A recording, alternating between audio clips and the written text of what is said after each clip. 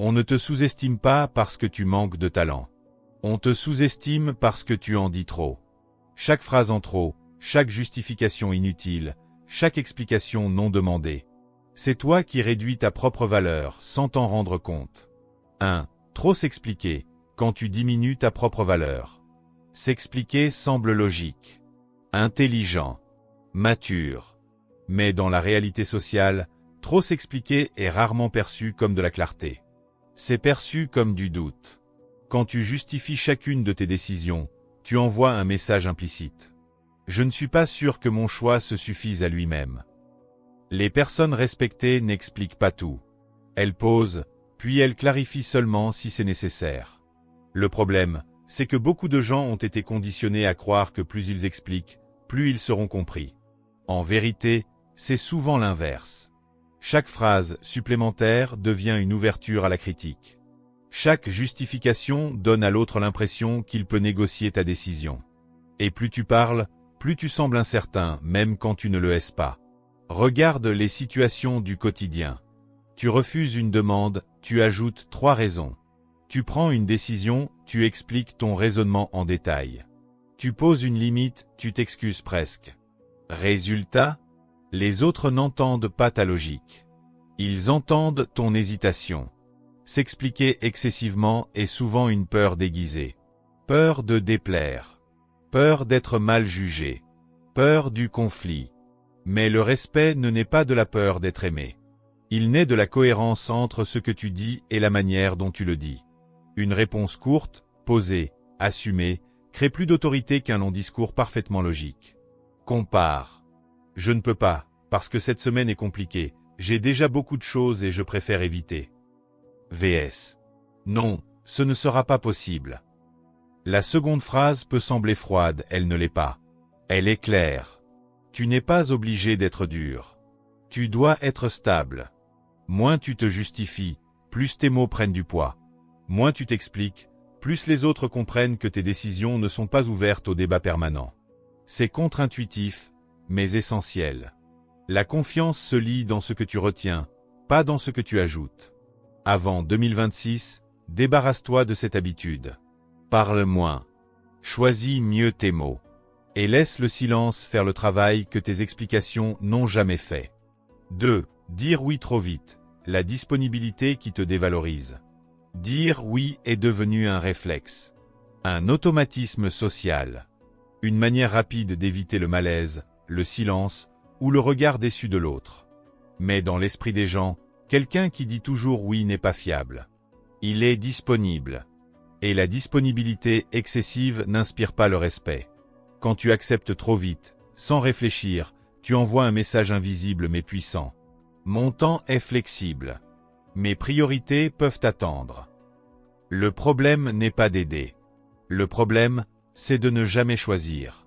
Chaque oui non réfléchi est un non que tu te dis à toi-même. À ton énergie. À ton travail. À ta progression. Les personnes qui sont respectées ne répondent pas immédiatement. Elles prennent le temps. Pas par stratégie manipulatrice, mais parce qu'elles se considèrent elles-mêmes. Dire « laisse-moi vérifier » ou « je te redis » est un acte d'autorité silencieuse. Cela montre que ton temps n'est pas une ressource libre-service. À l'inverse, dire oui dans la seconde, c'est laisser entendre que tu n'as rien de plus important. Tu attends qu'on te sollicite. Tu es toujours accessible.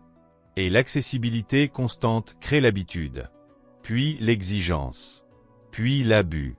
Beaucoup de gens pensent que dire non les fera paraître égoïstes.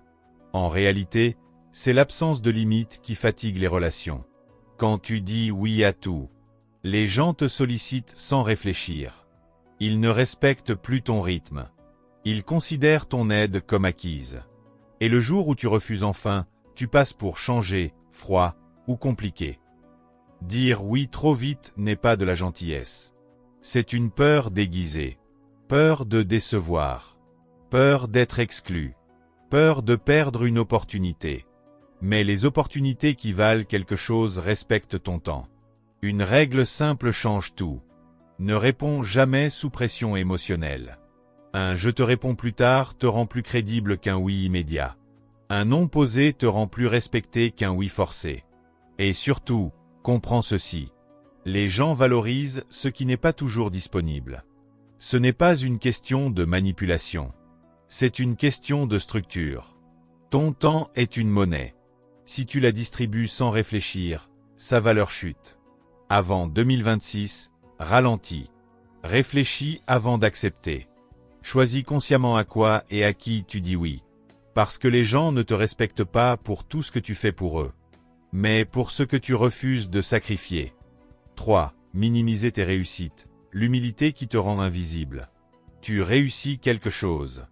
On te félicite. Et presque automatiquement, tu réponds. Oh, c'était rien. J'ai juste eu de la chance. N'importe qui aurait pu le faire. Ce réflexe paraît humble. En réalité, il t'efface.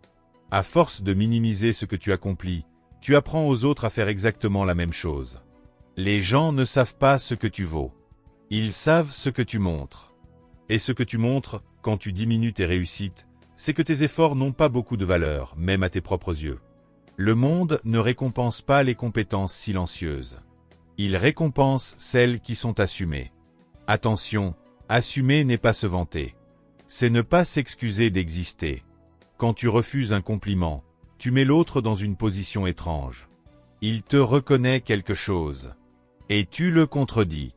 Résultat, tu casses le moment. Tu réduis ton impact. Tu banalises ton travail. À long terme, cette habitude a un coût énorme. Parce que les opportunités viennent rarement de ce que tu sais faire, mais de ce que les autres pensent que tu sais faire. Minimiser tes réussites est souvent le produit de la peur de paraître arrogant, la peur d'attirer l'attention, la peur d'être attendu au même niveau la prochaine fois. Mais le respect ne se construit pas dans la discrétion excessive. Il se construit dans la justesse. Regarde les personnes que l'on écoute naturellement. Elles ne hurlent pas leur succès. Mais elles ne les cachent pas non plus. Elles disent simplement « Oui, j'ai travaillé dur pour ça. Oui, c'était un objectif important. » Sans justification. Sans fausse modestie. Minimiser, c'est envoyer un message dangereux. Ce que je fais n'est pas si important. Et si ce n'est pas important pour toi, pourquoi ça le serait pour les autres? Accepter un compliment ne t'oblige à rien. Ni à être parfait, ni à réussir à chaque fois. Cela montre simplement que tu reconnais ta valeur ici et maintenant. Avant 2026, corrige ce réflexe. Quand on te félicite, dis merci. Quand tu réussis, reconnais-le. Pas pour flatter ton ego, mais pour aligner ce que tu sais de toi, avec ce que les autres perçoivent. Parce qu'à force de te diminuer pour être aimé, tu finis par être apprécié, mais jamais respecté. 4. Si ce que tu lis te parle, abonne-toi. Pas pour consommer plus de contenu, mais pour corriger ce qui te freine depuis trop longtemps.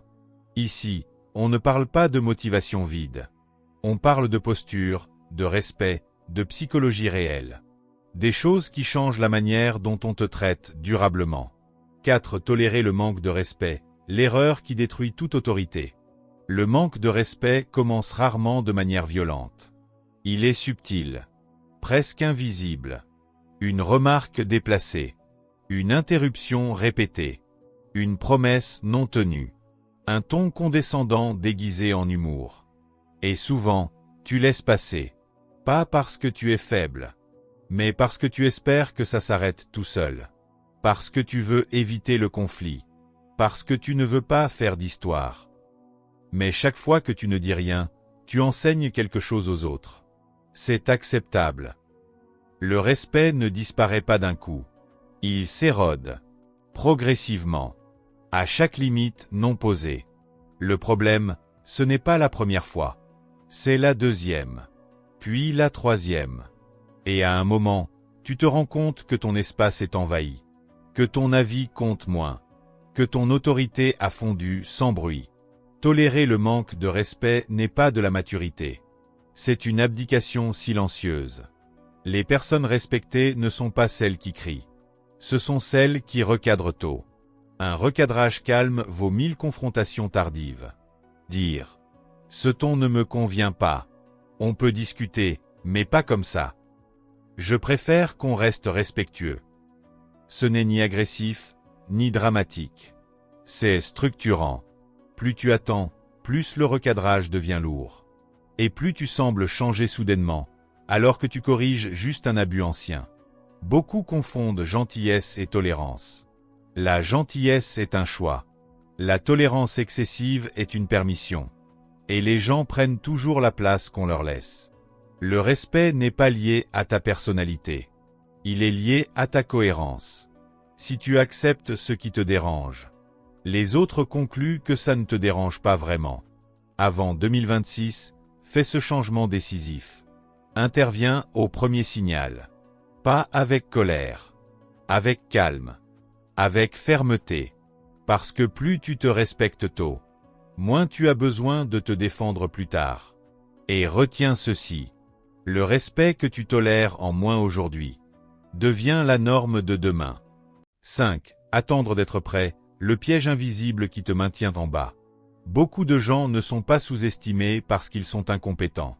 Ils le sont parce qu'ils attendent trop longtemps. Attendre d'avoir plus confiance, plus d'expérience, plus de certitude. Le bon moment, la bonne validation. Et pendant ce temps, d'autres pas plus talentueux avancent. Attendre d'être prêt est socialement rassurant. C'est propre. C'est logique. Mais dans la réalité, c'est un frein silencieux. Car la préparation totale n'existe pas. Les personnes respectées ne sont pas celles qui savent tout. Ce sont celles qui osent se positionner avant d'être parfaitement prêtes. Quand tu attends, tu envoies ce message implicite. Je ne me fais pas encore confiance. Et les autres suivent ton exemple. Ils hésitent à te confier des responsabilités. Ils doutent de ton leadership. Ils ne te voient pas comme une référence, mais comme un potentiel en attente. Le monde ne valorise pas les intentions. Il valorise les positions claires. Dire « je vais réfléchir » trop souvent, repousser systématiquement, rester en retrait même quand tu sais que tu peux faire le travail, tout cela te rend invisible. Attendre est souvent une peur déguisée. Peur de l'échec. Peur du jugement. Peur de ne pas être à la hauteur. Mais ce que peu de gens comprennent, c'est que l'assurance ne précède pas l'action. Elle en est la conséquence. Tu ne deviens pas confiant, puis tu agis. Tu agis, et la confiance suit. Les personnes qui avancent vite ne sont pas imprudentes. Elles acceptent simplement l'inconfort temporaire d'apprendre en marchant. Chaque fois que tu te retiens, tu renforces une image. Celle de quelqu'un de compétent, mais passif. Et cette image est difficile à casser. Avant 2026, prends cette décision claire. Agir même imparfaitement. Dire « je m'en charge » avant d'avoir toutes les réponses. Te rendre visible avant d'être sûr à 100%. Assumer l'apprentissage en public. Parce que le respect vient rarement de la perfection. Il vient de la présence. Les gens ne te sous-estiment pas par hasard. Ils réagissent à ce que tu montres chaque jour. Trop t'expliquer. Dire oui trop vite. Minimiser tes réussites. Tolérer le manque de respect. Attendre d'être prêt. Aucune de ces habitudes n'est dramatique seule. Mais ensemble, elles construisent une image claire. Celle de quelqu'un de capable, mais facile à ignorer. La bonne nouvelle? Tout cela se corrige. Pas en devenant quelqu'un d'autre, mais en cessant de te réduire. Avant 2026, fais ces réglages simples mais décisifs. Moins d'excuses. Plus de présence. Moins d'attente. Plus de posture. Parce qu'au final, les gens ne te respectent pas pour ton potentiel. Ils te respectent pour la place que tu prends. Si tu veux que cette place change, le moment, ce n'est pas demain. C'est maintenant.